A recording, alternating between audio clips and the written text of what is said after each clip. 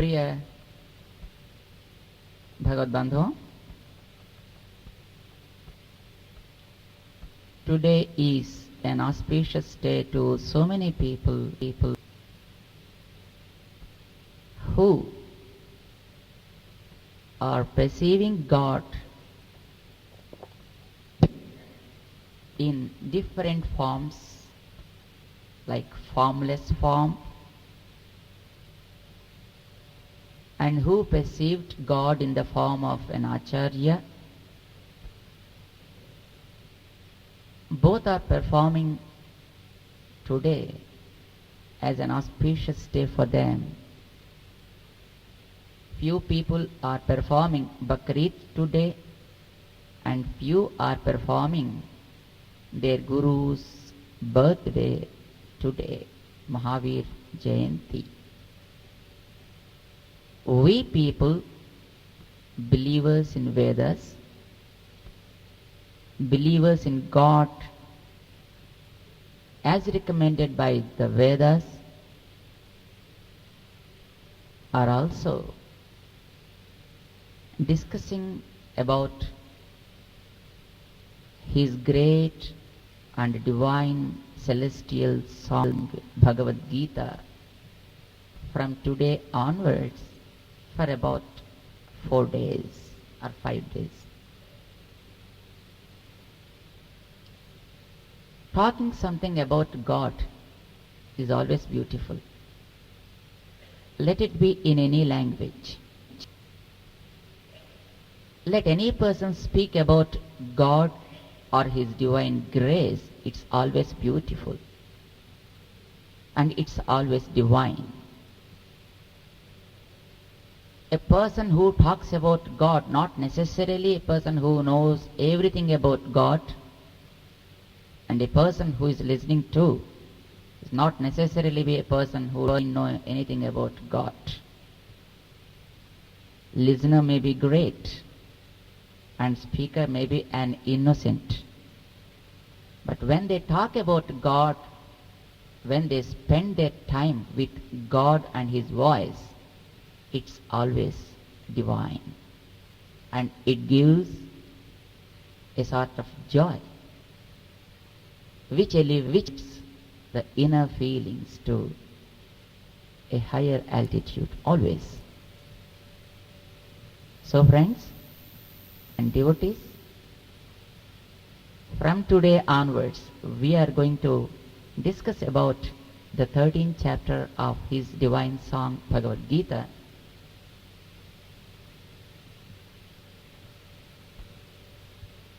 At the outset we would like to say,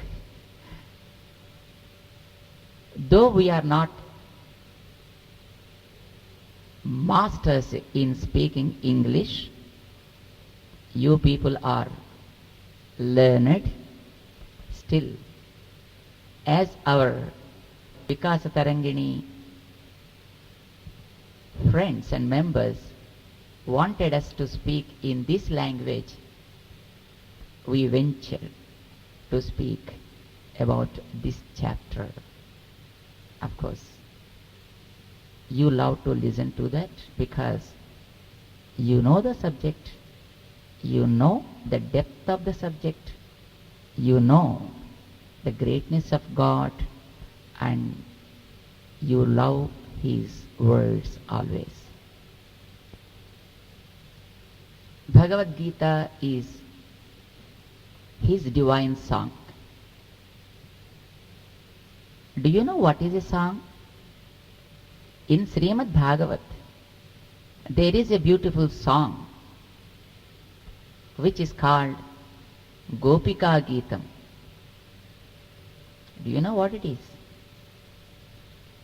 When gopis, out of sorrow, expressed their emotions, it became Gopika Geetam. When a devotee craves for God and cries for God, it's a song to God. Then what about God's song? When He cries for us, It is his song. Do you know what is Bhagavad Gita then? It is Bhagavan's Geetam. Gita means what? It is his expression of emotion out of sorrow. Is it right to say like that? Do you think God ever feels sorrow? Usually the reply is no. But friends, if you go through the history of Lord Krishna, I am sure you accept this statement. You know, Lord Krishna, the very incarnation of Lord Krishna is to preach the quintessence of Vedas to humanity. That's the very purpose. Of course, in each incarnation, like Rama, Varaha, Narasimha, and so on and so forth, he tries to preach something to human beings. No devatas are in need of any preaching. No other creatures are in need of any preaching. Only man is in need of preaching. Do you know why? Because man has two very, very dangerous qualities.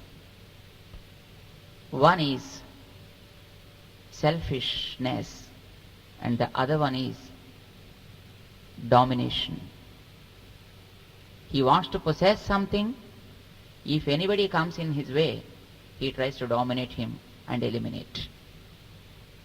These are two basic, probably I think it's manufacturing defect.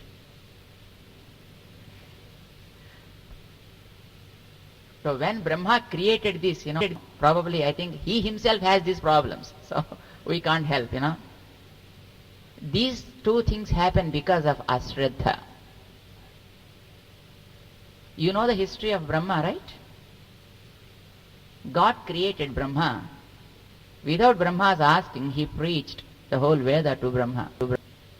Unfortunately, Brahma got it from one ear and left it from the other.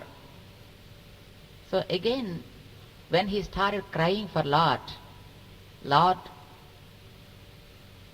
incarnated and brought back his Vedas and again gave them to Brahma. Not once or twice, so many times this incident happened with Brahma.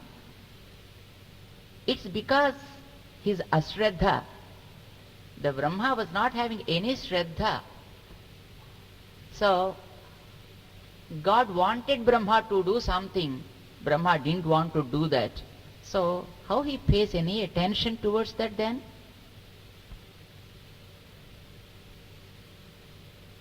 Basically, Shraddha means Ruchi Purvakatvara. In Sanskrit it is defined like this. Shraddha means Ruchi Purvakatvara.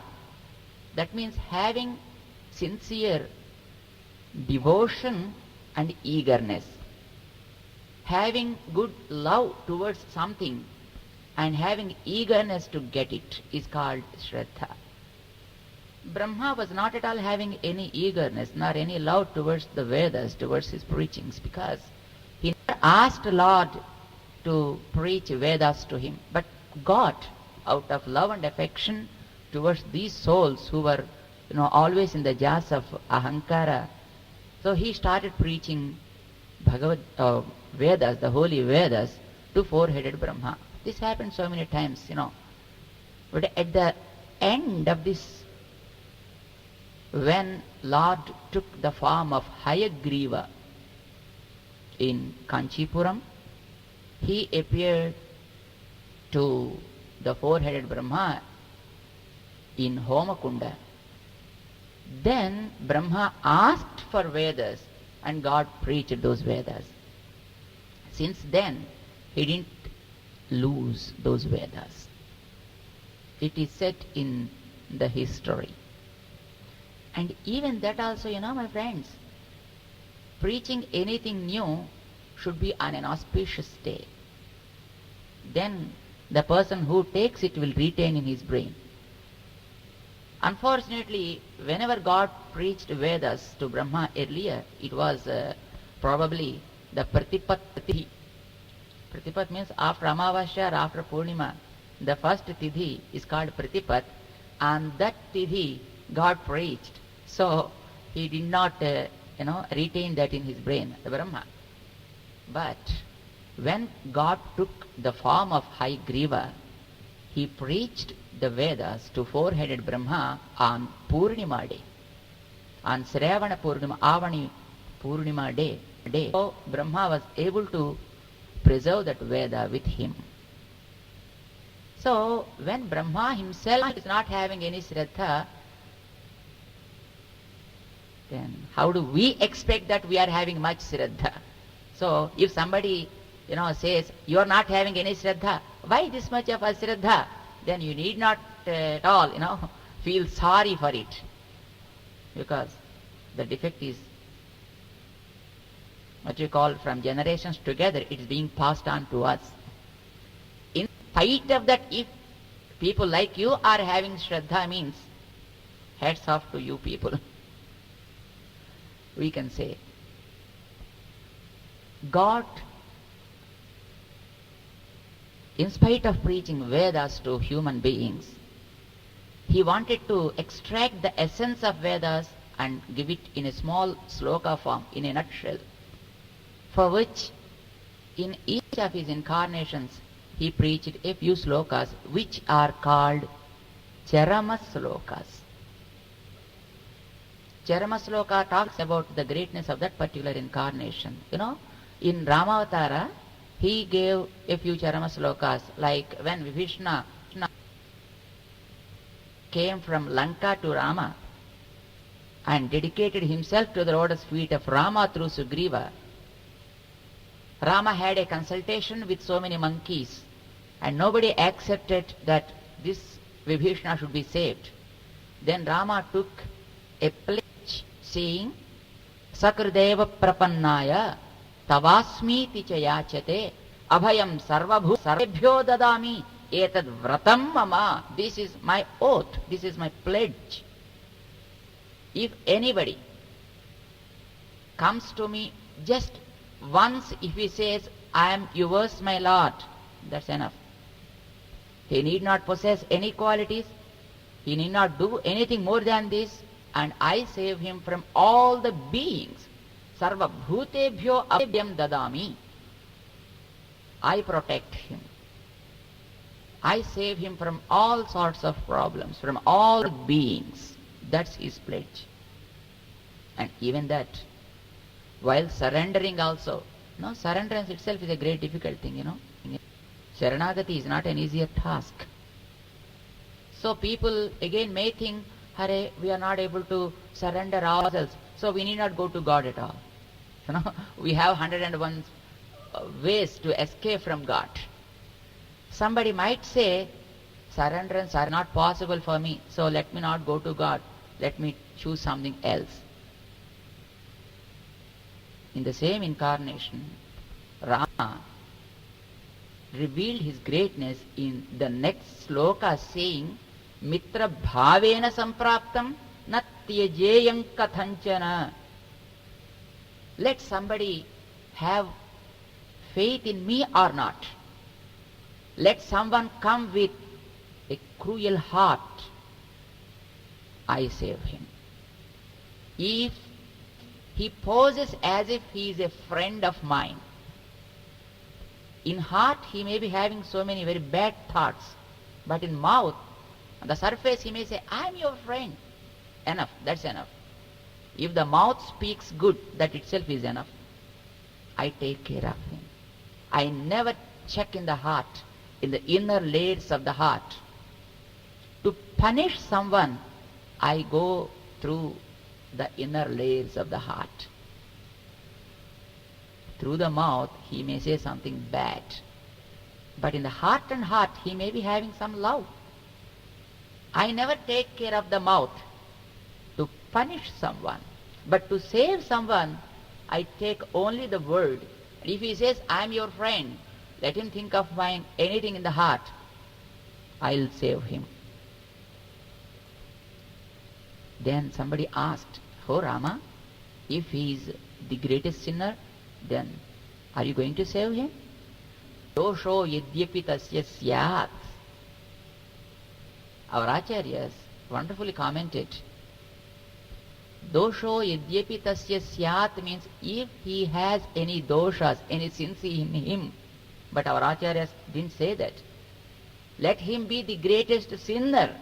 Doshaha tasya syadeva. The more sins he has, the more I show my love towards him. That's what he promised. Satam etat agarhitam. Some great people also accept this. Because I am the doctor. And the person who came to me is a patient. A great doctor expects a great patient. Right? A doctor got so many degrees. He went to London, he went to US, and in his letterhead, half of the portion is covered with his degrees only. And he came back to Madras and started his practice. What sorts of patients, he expects then? Doctor, my nail is growing. How to stop it? Do you think doctor expects such patient? Doctor, I'm having pain in my hand, please cure this. Do you think the doctor expects such patients? Never. He expects a patient who went to different hospitals but didn't get any cure, who went to London but didn't get any medicine, who went to US but no medicine, who roamed all over the world but no medicine, and ultimately came to this doctor to save his life.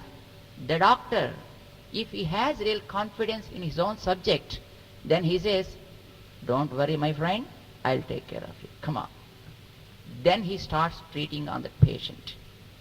The doctor need not put any board in front of his hospital to say now how great this doctor is.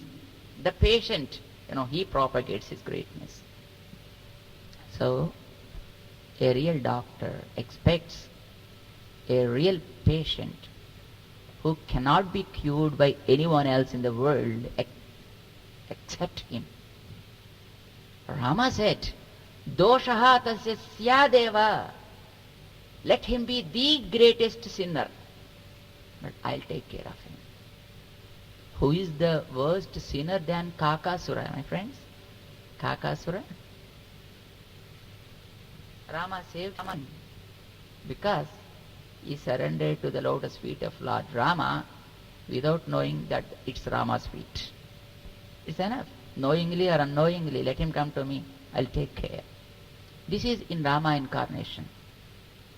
Like that, in Varahavatara, he spoke another Charama sloka, Sthite manasi susvasthe sarire sati yonaraha dhatu samye sthite smarta viswarupam cha mamajam tatastam riyamanantu kanant pashana sannibham aham smarami madbhaktam.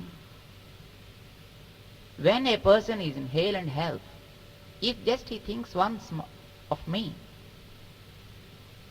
when he is on the deathbed, when he became a patient, when he is not able to think anything within mind, when his senses are not carrying him, when his body is not cooperating with him, I never impose any restriction on him to think of to me. I am not that cruel. Because once when he is able to do that, he thought of me. That's enough. I'll save him. Aham smarami madbhaktam. I think of him and I lead him to my divine abode. In that incarnation, he preached that Charama sloka. Similarly, in Nrsimhavatara also he gave a few Charama sloka, Satyam Bravimi, like that. So, in each and every incarnation, he is always trying to give the essence of the Vedas, how a soul should be saved. Animals cannot understand this. Devatas need not be known at all, because their abode is just to enjoy the fruits of some punyas, whereas the animal's life is only just to enjoy the fruits of some sins they have committed. Whereas the human life is to enjoy both punyas and papas. It's a mixture of punyas and papas we enjoy through this body. Here only we have the discretion power. So for us only the incarnation of Shastras. For us only great acharyas preach something. For us only God takes incarnation. For us only He revealed the holy Vedic scriptures and also Bhagavad Gita like things. It's only for the sake of human beings. We think ourselves as human beings, right? So we need them. During Krishna Avatara also, he wanted to preach something. Because Krishna Avatara is the last incarnation in a mobile form. After Krishna Avatara, as the Shastras talk about, God appears in the form of Archamurti only. Till then he had so many incarnations. Of course, God can appear in any form. But as the Agama scripture reveals, God appears only in the form of Archavatara during this Kali Yuga. But before that, Krishna Avatara was the last one. So, during that Avatara, he wanted to give all that is needed to human beings. But who is there to listen to him? Who is there to care? When he was young, when he was a child, there were gopis who of course loved him well, but they were not in a position to understand anything if he starts preaching something to them. He was there for about 14 years. Then he came to kingdom. He wanted to preach something to elite of the society, to educated mobs. But who was there even to care? There were great people even in those days like Vidura, Bhishmacharya and so on. But they know themselves that they are great. They know all the Shastras. Bhishmacharya, the master of all the Shastras, was Astika Agresara. He was considered to be the Astika Agresara by the great people of those days. So Bhishmacharya never asks. Vidura was there, Viduraha Samahamatihi. He also himself is a great person. He is incarnation of Yamadharma Raja. So he knows all the dharmas. So he never goes to Krishna and he never asks. To whom he has to preach then? Krishna was very much interested to preach, but no person was available in those days to him. See, if a person is interested to tell something to someone, and if that someone is not interested to accept it, how he feels? He really gets upset,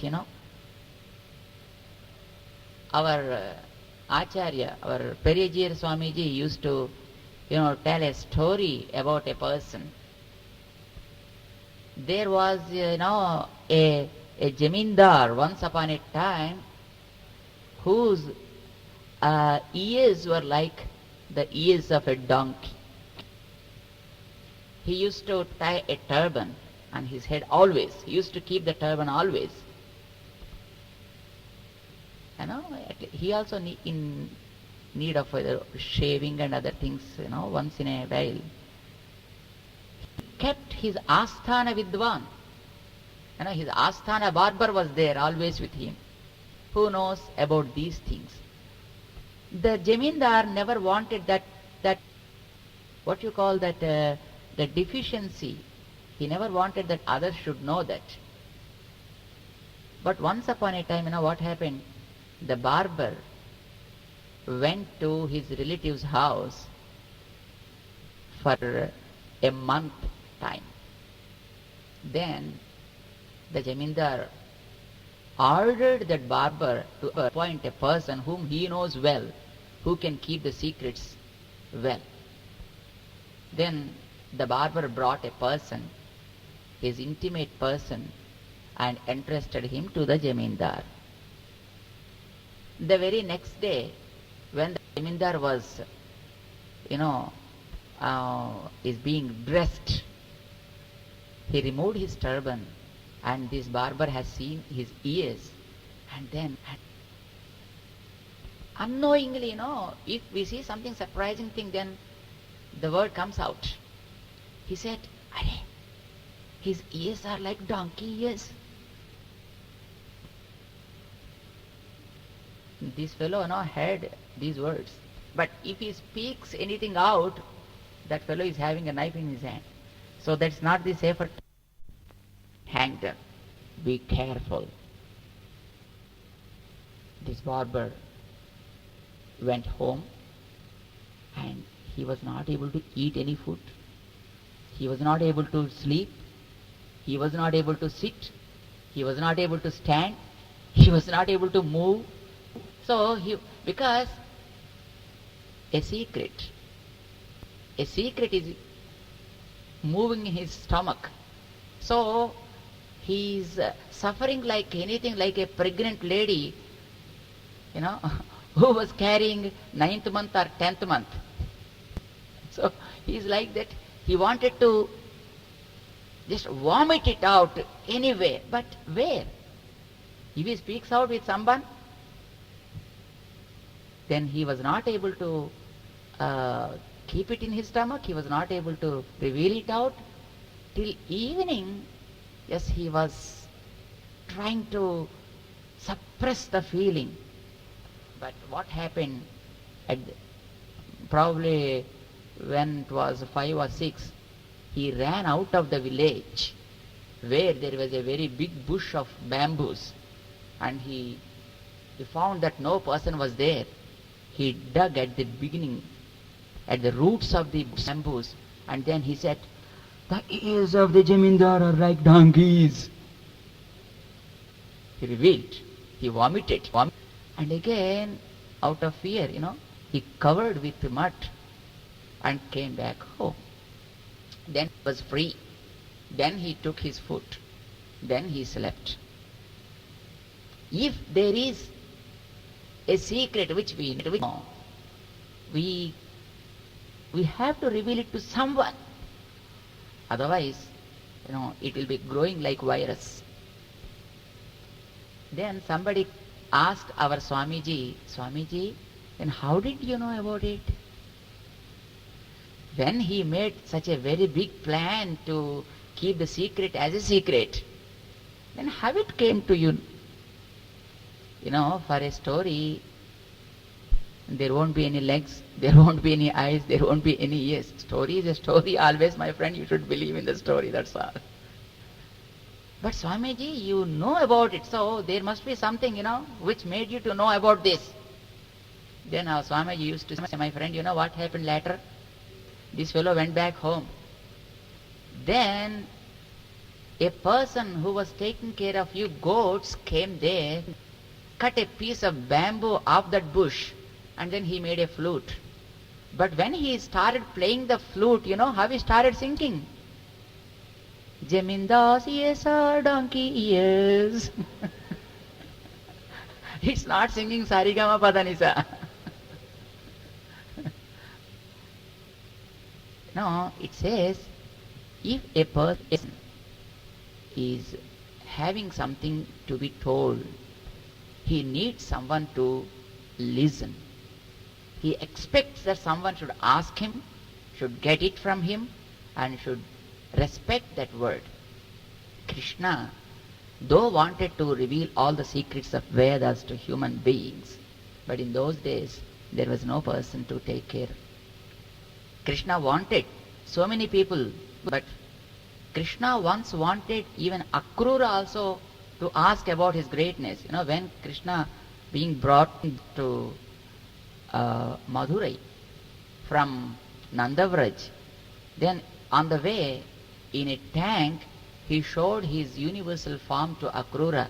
Then Krishna thought, by seeing this, Akrura might question me, oh God, reveal me the secrets of Vedas. But Akrura, out of devotion, just she prostrated before God and said, come on Krishna, let's go fast to kingdom. Akrura didn't ask him for any secrets. Krishna wanted to say so many things about, but there were no persons. He tried in Rajasuya Yaga also. Now when the Rajasuya Yaga was there, he was worshipped as the first person when Bhishma recommended that. After the felicitation, we expect that the person who was honored speak a few words. But nobody asked him to speak a few words to the audience. Then Krishna again got upset. Later, when Pandavas lost their game, Draupadi meditated on Krishna's name and got saris and so on and so forth. When Krishna came back, Draupadi revealed all the story to Krishna, and Krishna expected, let Draupadi ask me to teach something to her husbands. But even she also didn't ask for anything. After that, when they were in the forest, when Durvasa, the great sage, came with 10,000 sages along with him to curse Pandavas, he was sent by Duryodhana. Then Draupadi prayed for Lord Krishna, who came and who tasted a small piece of leaf and said, yes, this is enough for my satisfaction and to satisfy all the worlds. Then they never turned again to the hermitage. They left from there only, from the river itself. After that, Krishna thought, see, Dharmaraja, the Yudhishthira, who invited Durvasa for food, he should have consulted me. Because I am the housekeeper and I know whether there is food or not. But he didn't do that. Krishna, please tell some good words to my husband. At least in future he may not commit this type of mistakes. Krishna expected so. But even then also Draupadi didn't ask him for any suggestion.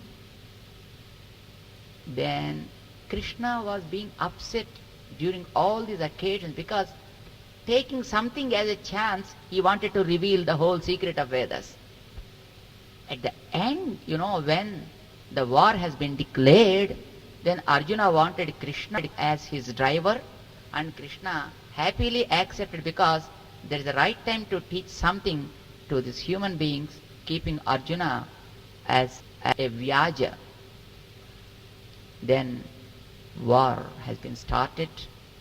Even then Arjuna didn't ask Krishna for revealing any secrets of Vedas, but Krishna was very much interested to preach something to us. And Krishna, because he was Hrishikesha.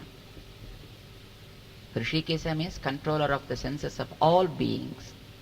He controlled the senses of all the other beings, like all the warriors, all the elephants, all the horses, and all other beings, just leaving Arjuna's senses. Then Arjuna was sorrow-stricken when he happened to see his relatives and the gurus and so on, and asked Krishna to tell whether he has to wage the war or not. Arjuna's very simple question was, Yasreyasyat nishchitam bruhi tanme. Whatever is good for me, Krishna, please reveal that. That was a simple question he asked.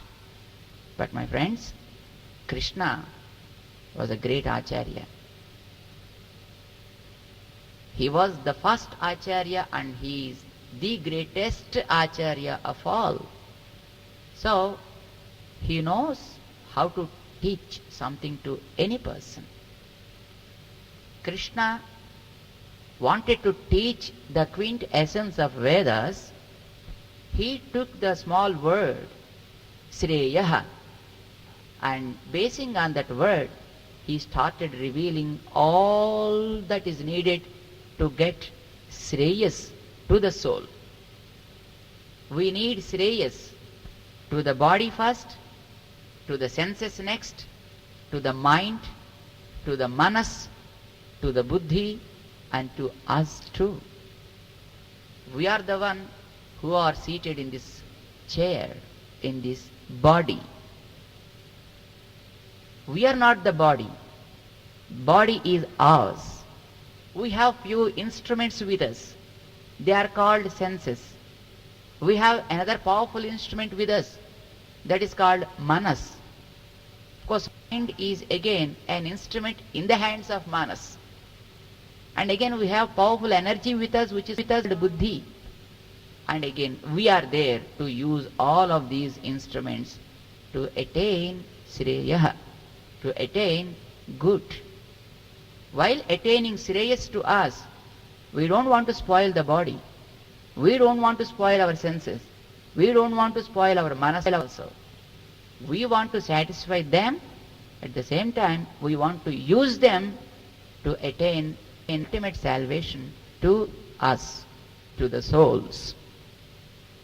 That is what is called Shreyas. Innocently Arjuna asked, Yachreyasya nishchitam. Oh my Lord, whatever is decided as the Shreyas to me, please reveal that to me. So Krishna took this word and started preaching all about the soul, all about the body, all about the controller of this body and the soul. That is, he started revealing the secrets of three realities. In Sanskrit we call a reality as tattva. He started revealing about three realities, namely the nature, the soul, and God. Who are these? Why are these now like this body? What these are doing here? What these have to do here? What is their real nature?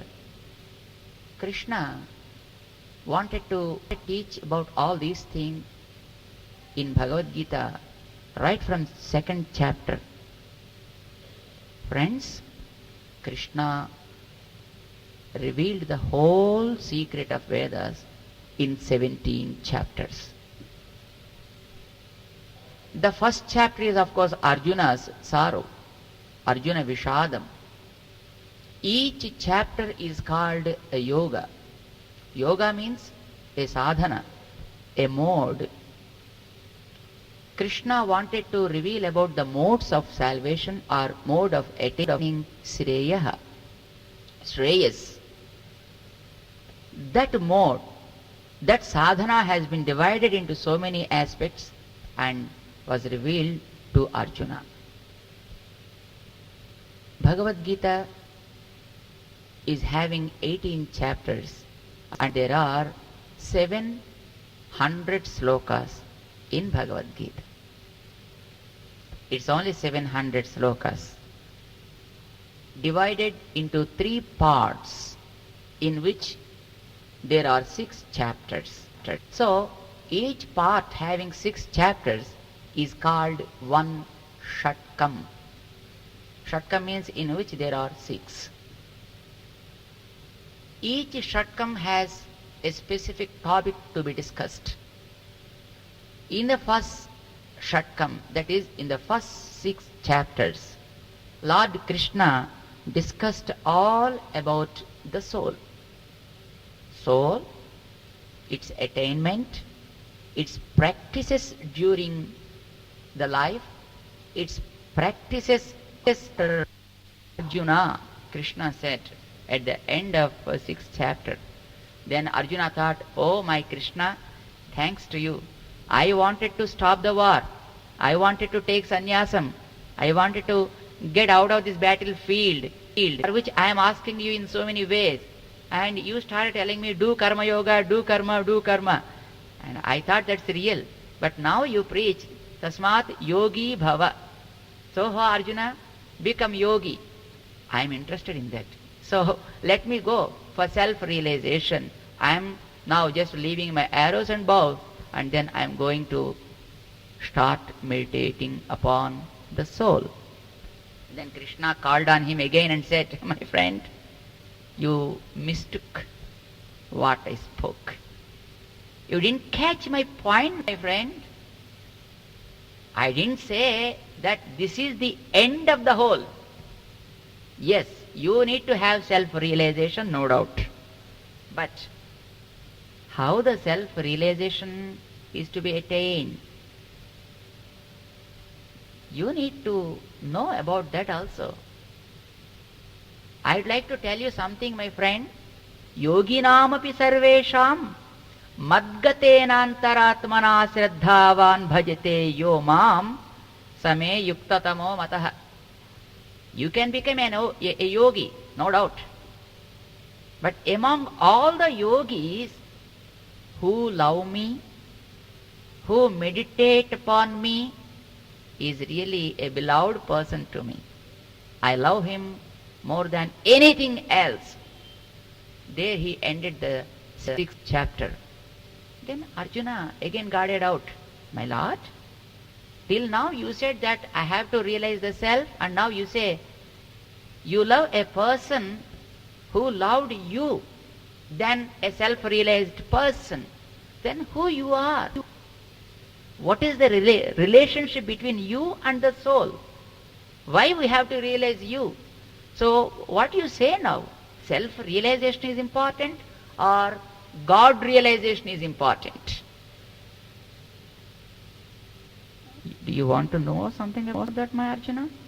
Yes, my lord, otherwise now I am puzzled, I am confused. You said that I have to have self-realization, and at the end yet you say that I have to realize God. Then who is God? What is to know something about God? I want to know something about that. Come on. Then Krishna started 7th chapter. 6 chapters he revealed about God, God's realization, relationship between God and soul, and what soul has to do after realizing God while he is in this mundane body. So the second Shatkam, in which 6 chapters are there, is called Brahma Shatkam. The first Shatkam is Atma Shatkam, and the second Shatkam is called Brahma Shatkam. After 12 chapters are over, Bhagavad Gita is over, because he spoke everything about all these 3 realities. Again the question is, why Krishna started 13th chapter at all? There is no need. Everything is revealed. Manmanabha madbhaktaha madhyaji mam namaskuru. He spoke in 9th chapter itself. And in the 12th chapter, he revealed about God devotion, about bhakti. In 9th chapter also he discussed about bhakti, and in 12th chapter also he discussed about bhakti. But the difference is, in 9th chapter he discussed about the nature of bhakti, whereas in 12th chapter he discussed about the easier ways to practice that bhakti. How practicing bhakti is very, very easy for any person. Arjuna, if you are able to do this, come on, start doing. No, my lord, I am not able to do that. Okay, if you are not able to reach to that extent, come on, start doing at least this. No, my lord, even I am not capable of doing that also. Okay, if you can't do that, come on, at least start at this point. My lord, even that also very difficult for me. Okay, if that's the case, come on, start thinking something about God. That itself is enough. That is how the accessibility of bhakti was revealed in 12th chapter. Bhakti yogasya saukaryam, we say that. Then Arjuna started believing in the words of Krishna. Then do you think that Krishna's words are not being believed by Arjuna in the earlier chapters? It appears so, because Arjuna's heart and mind were so stricken by sorrow at the beginning. Whenever Krishna started preaching to Arjuna, he was taking in his own mood. Though Krishna was talking that the soul and body are different, but Arjuna was not in a mood to receive that word. No, if we are motivated, if our mind is fixed in something, let anybody say anything, we think in our own way. We receive in our own way. We try to, fill up in our own cup. Not in the way as they are trying to convince us, as they are trying to preach us. That's what happened with Arjuna also. The Arjuna's very motive was not to wage the war at all. He wanted to stop the war, or he wanted to run away from the war, and just wanted to take bhiksha from someone and just lead his life. Sreyo bhoktum bhaiksham apiha loke. That is what he declared at the beginning of the Gita. The same thing was in his brain. So, though Krishna was preaching so many things in 2nd, 3rd, 4th, 5th and up to 10th, but Arjuna was not really interested in catching the essence of Krishna's preachings. Krishna was understanding all these things because he is the great Acharya, A real Acharya, while observing the faces of his disciples, understands how that guy is receiving his preaching. But Krishna is the master. He is the Jagad Acharya. And he is the first Acharya, na? So he is observing Arjuna's feelings. Arjuna was rather bored, to hear all these things. For all he asked for knowing about this race, and Krishna started bombarding with all these things. What is this boring? Why this unnecessary discussion? I didn't want to know about all these things. I didn't ask you for all these things.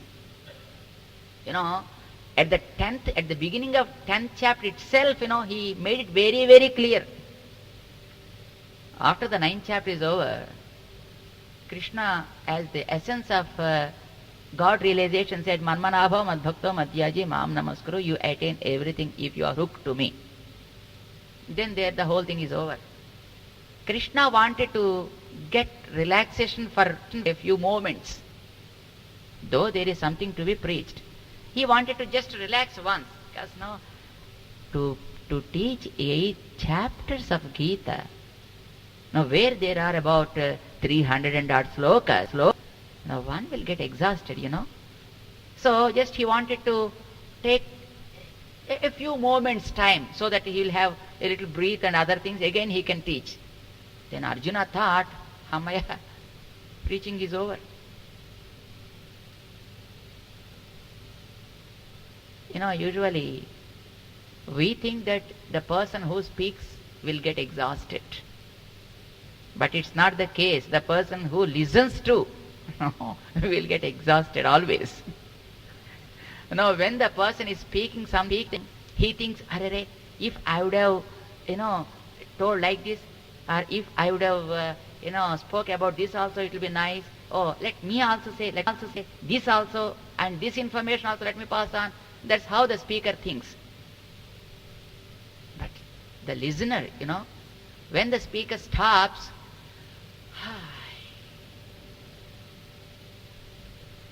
as if he is the person weighing so many mountains on his head, as if he is carrying so many quintals of bags.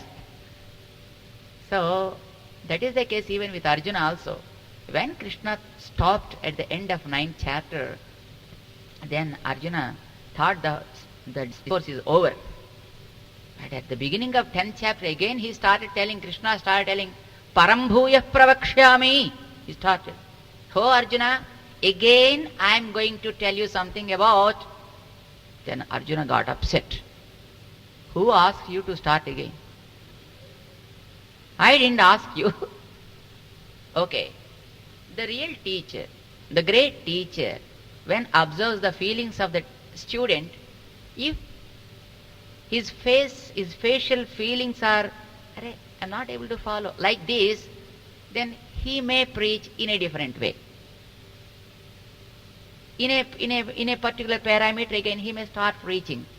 But we disciples are really great. Though we didn't understand anything, but as if we understood everything.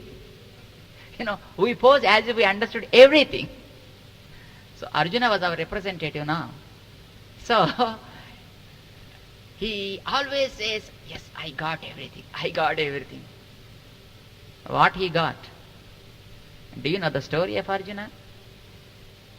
After the war is over, when Krishna brought the chariot to his tent, then still Arjuna was sitting in the chariot itself and waiting for Krishna to come down and open the door. No, that was the case, Krishna was so shocked. When Krishna asked Arjuna, my friend, we came to our house, come on, get down. Then he said, my lord, did you forget the protocol? I think he must have forgot. I am the warrior, you are the driver. You have to get down and open the door and you have to show your hand, catching which I have to get down. Didn't you know this much of thing? Then you have to observe the facial feelings of Krishna now. That was the case with Arjuna. I think you must be knowing when Abhimanyu was killed, then Arjuna was started crying, rolling. In spite of hearing Bhagavad Gita directly from the mouth of Lord Krishna, but Arjuna started crying, and ultimately he said, no, my Krishna, I didn't want to live at all on this earth. For whose sake I have to live? After all, I got one son and I lost him. I don't want to live at all. Let me commit self-immolation. Yes, he wanted to burn himself. And then Krishna said, Arey Arjuna, I preached the whole Gita to you. And again you say the same thing? I said, Nahanyate, Nayam Hanti, Nahanyate. No one could kill the soul. And no one could preserve the body also. Okay. If someone preserves in deep freezer or with some chemicals, and for some years somebody might preserve, as somebody preserved the body of a Russian leader for so many years, and again it is gone. It's very difficult. It's not at all possible. It's not the question of difficulty. No, it's not at all possible to preserve the body by anybody. So you can't preserve the body and you can't kill the soul. For whose sake? Who are crying? Abhimanyu, I want Abhimanyu. How do you get back the Abhimanyu? No, the creation of Abhimanyu is for some purpose. When the purpose is over, then he has to quit the world. Then Arjuna said, after all, he is in his 16s, my king, my Krishna. He is not even finished 16 years. When I am living as his father, why should I lose him? When you are our guardian, why should I lose him? My friend, create something for some purpose. No. Do you know the cup of ice cream? Even after consuming that ice cream, the cup will be really good. You can wash it and just you can carry back at home. Are you doing that? Have you seen a straw with which just you are drinking some cool drinks or coconut water and other things? Even after sipping all the water in the coconut shell, still the straw is really good. You can wash it and reuse it. Why to spend again a 20 paise or 25 paise, 5 paise straw? Either you can wash it and clean and just you can carry back home. Are you doing that? After eating, some tiffin or some snacks in a plate of paper, the plate is really good. You can clean it and reuse it. Are you doing that? It's made for single use. Nowadays, the doctors are using use and throw syringes, use and throw dresses while operating on the patients, Once it is used, then it's thrown. That's all. The very purpose is for that particular thing. When that's over, then it's meaningless to keep. Similarly, the purpose of Abhimanyu is to enter the Padma Vyuha, the moment it's over, then he has to quit the world. And the very life of him is for 16 years and that's over. Why you are unnecessarily crying like this, my Arjuna?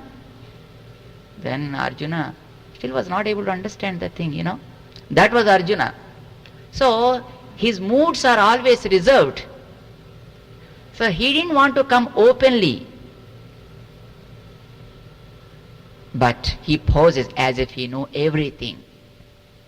But Krishna, because he wanted to say something about us, he wanted to know, he wanted to reveal everything about us. Everything. That was not finished. Though he revealed about the nature, he revealed about the soul, he revealed about God, but in a particular manner he revealed them. Again he wanted to consolidate the whole thing and give the gist essence of the whole thing, for which Arjuna was not ready. Without him he can't reveal this. So in the 10th chapter he wanted to reveal the greatness of him, that is Vibhuti Vistara Yoga. In every great object, Arjuna, I am there. Because of me, that particular object became the greatest of all. Arjuna heard about it and ultimately he asked Krishna, though I believe in your word, no doubt, but I wanted to see with my own eyes. If you feel that I am that great, if you feel that I am blessed, if you feel that I am deserved, please show your that greatness which you revealed in 7th and in 10th chapters.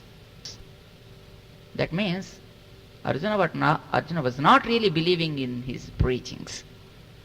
Then Krishna said, okay, see my universal form. Then he revealed his universal form. After witnessing that universal form of Lord in 11th chapter, Krishna's preachings were slowly started getting into the heart of Arjuna. After observing the universality of Lord, I am just ready to do